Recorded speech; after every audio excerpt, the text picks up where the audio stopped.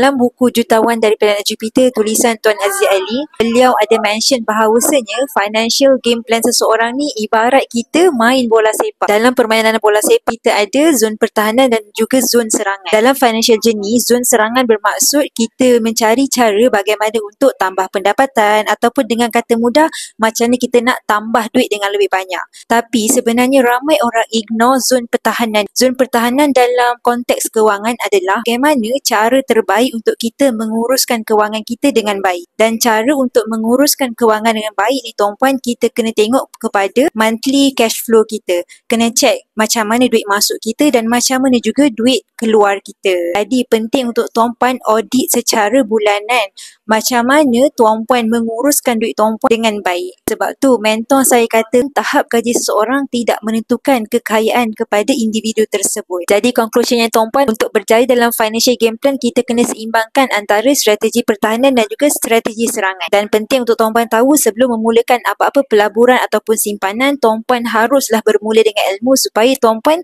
tidak tertipu. Mana nak belajar lagi ilmu kewangan yang menarik, jangan lupa follow saya.